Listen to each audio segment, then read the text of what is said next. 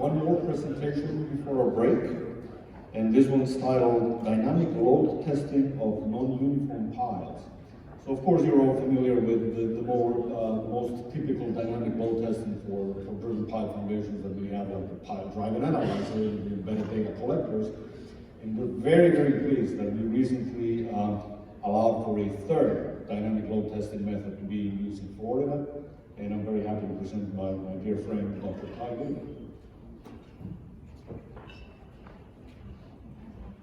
Good morning.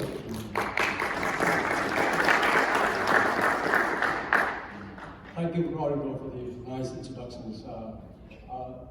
My name is Tai, similar to Born Lin yesterday in similar situations in terms of the company. So I used to work for Williams Earth Sciences, which used to be Williams Associates. It changed the name to Williams Earth Sciences, and then it was acquired by Kenneth Fleming in 2009, and then in 2015 or 2016, it split away and became H2O Corp. So it's the same firm, it's a different name, and with Global Project, it's a new company, but it was started by Dr. Global in around 2010. So dynamic load testing, field monitoring using the case method has been in use for the last 50 years, and then IPAC around the last 10 years. Most of the pile are uniform pile, and when engineers encounter non-uniform pile, they still rely on the case method in the field. Most of the time successfully using judgment on the case, lump case damping JC. The question is, if typically successful, why there's a need for more reliable method to evaluate non-uniform pile? So the answer to that is pretty similar to the one below. The outdated engineering formula has been in use for more than a century. Most of the time successfully. Why there was a need for dynamic load testing? So these two questions are kind of similar. Now, a fun fact here. Look at this formula for the engineering new formula. Allowable barrel capacity. In this formula, you don't see the factor of safety, and the factor of safety here is 6. But it's not really a factor of safety, it's rather the factor of unknown. So the factor of unknown here is 6. But when we see 6 here, so the 6 is actually because of the change of the unit. So ultimate capacity there, the formula is for the stroke height is in inch, and when you derive to allow the change into feet, so the factor of 6 is hidden because of the change in the unit there. Now, so this presentation will highlight recent advances in dynamic load testing signal matching analysis, coded in N-GAPA, which is Wind Global Automated Pile Analysis. It is to be used in the office, similar to CAP-WAP. Obviously, everyone knows about CAP-WAP, the gold standard, which is for any type of pile, uniform or non-uniform. However, NGAPA is so fast, it can be done instantly in real time, in real pile running time. And it will be the NGAPA, the I there stands for instant. So the NGAPA and NGAPA use the same model, so it can be going back and forth between the instance and the manual, back and forth, same pile model. And as such, the engineer have the ability to fine-tune the analysis in the office. So my presentation has 4 parts here. Background on the dynamic load testing. So we have, as you know, 2 systems, the external system and the internal. Now, in the external system, the gauges are mounted on the outside of the pipe. Because of that, the gauges are reusable. Typically, two set pipe on the two sides, and typically it's only the top of the pipe. And that's where the GPC box is hanging on the top of the pipe to the angle cushion strap. Now, in the external systems, this is how it is presented. Typically, the most important signal that you want to watch is the waveform. So in this graph, the waveform is very nice, smooth. Another example where the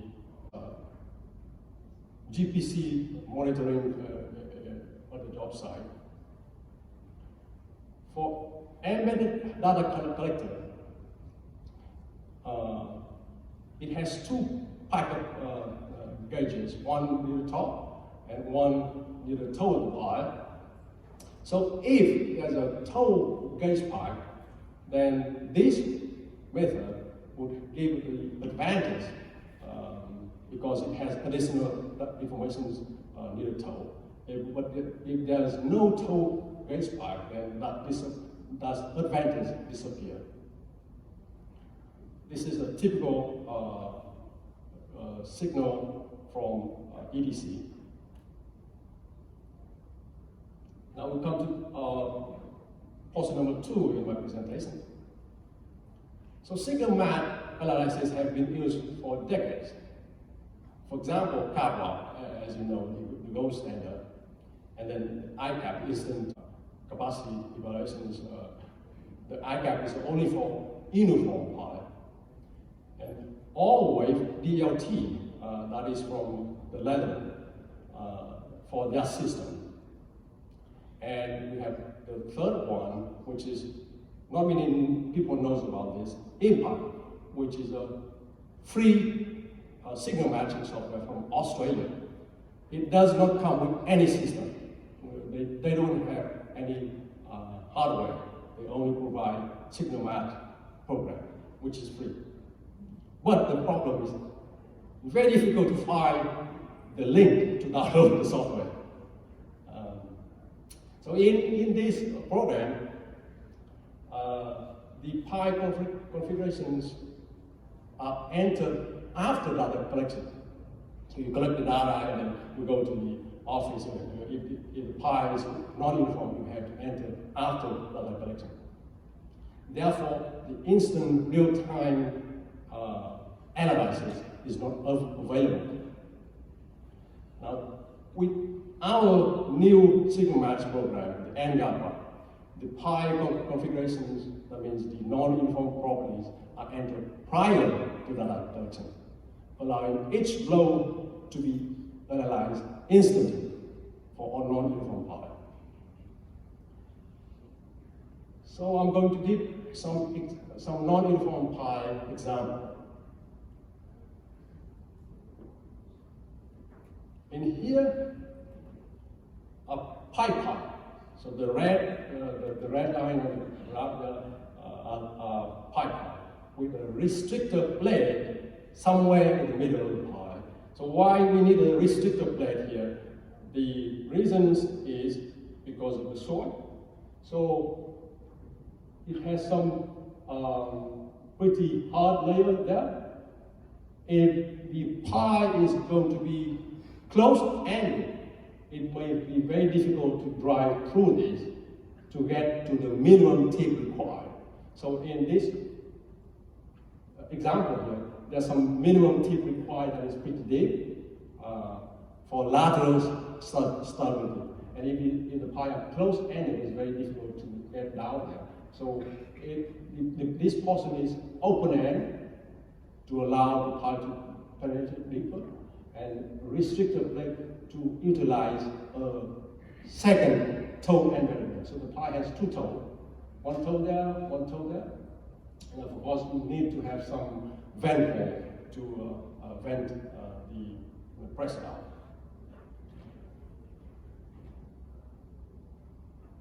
Now the second example, which nowadays most people still treat it as uniform pipe. If we use the other system, we treat it as uniform pipe because the probably only enter the sensor location. But timber pipe are tapered. First of all, it is tapered. The head is really bigger than the toe. And another thing is the pipe is a heterogeneous property. That means the grain and the timber are not uniform. So the force does not transfer uniformly along the pipe. And this one, let's see.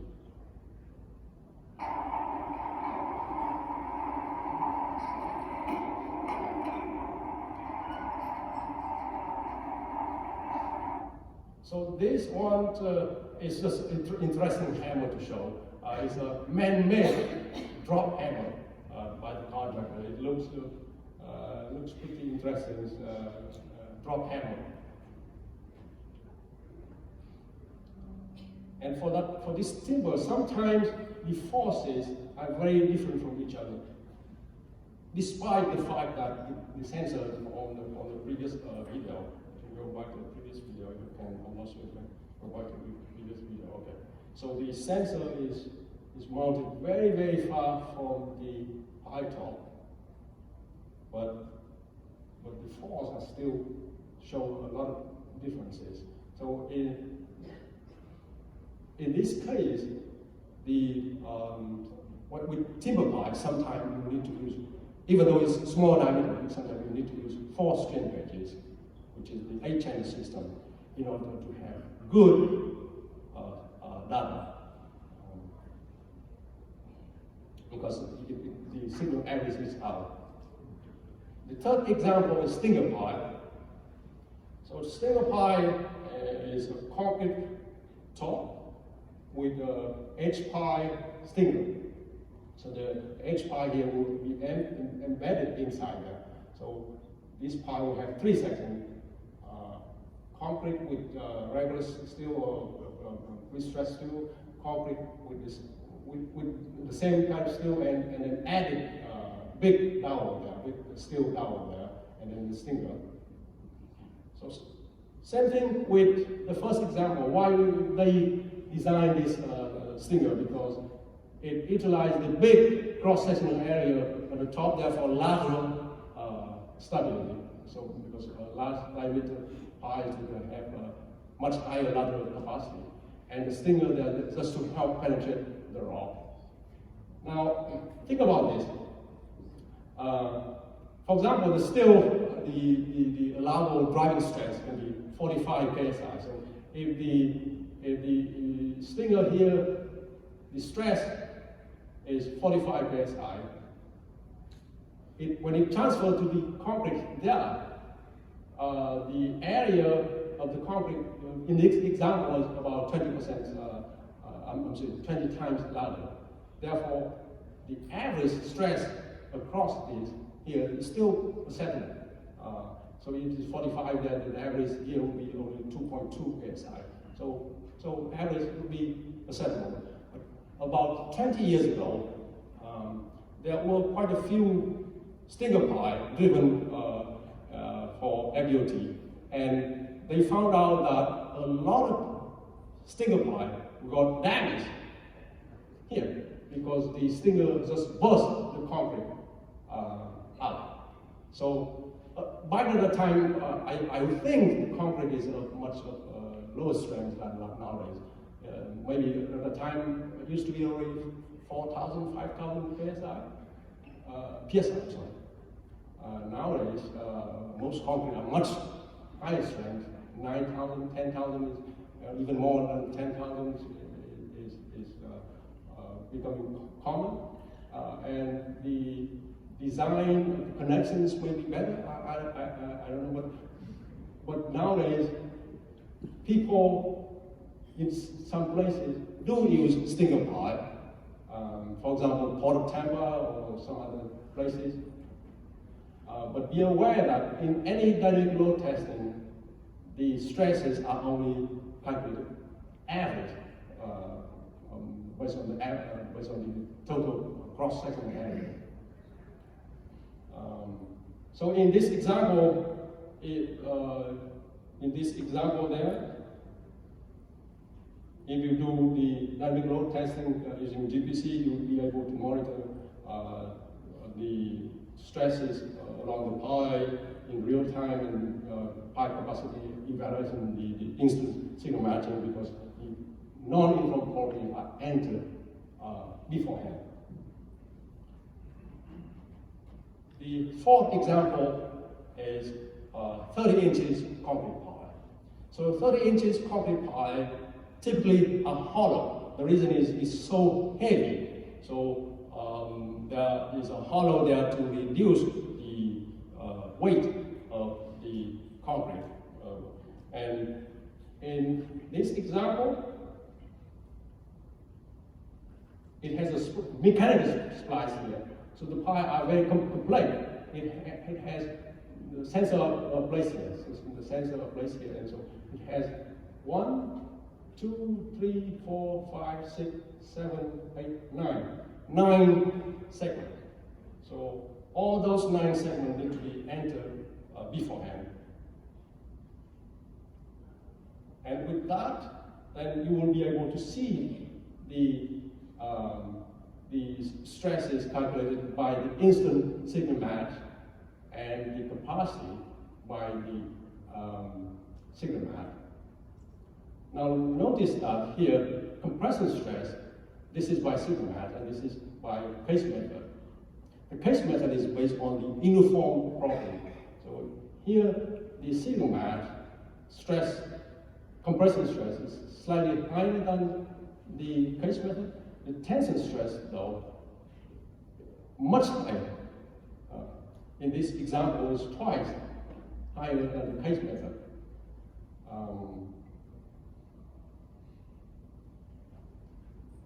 You can see based on the angle, the blue line is the tension envelope based on the case method. This is obviously based on the uniform property of the pi. This is along the pi depth from 0 to 140 feet. So case method going back. So case method is based on the property here only based on the property of the sensor. So that's the case method tension envelope. This is the signal match tension envelope, where we see that the maximum tension stress occur around, let me go back, so around here. So maximum tension stress occur around here. And it is double the tension stress based on the case method. Compression stress, maximum occur around let me go back here. So maximum compression stress happen around here. So with the end gap part and in gap part, all these are shown for each blow during the drive. And obviously, pi capacity plotted during the drive as well. So as each blow coming in, you will plot the capacity for each blow. Now, with that, I'm going to have the summary there. Use 8-channel systems for strain rates when needed. Obviously, a lot of people know that you need to use 8-channel system for large dynamic pi, but sometimes it's needed even for smaller pi. In my example before, the tin pi. Enter the non-uniform pi configuration before pi driving, which is possible using the GPC. And because of that, real-time monitoring of stresses and capacity is now possible on non-uniform pi. And with that, I come to the last page here. Thank you, and if you have any questions.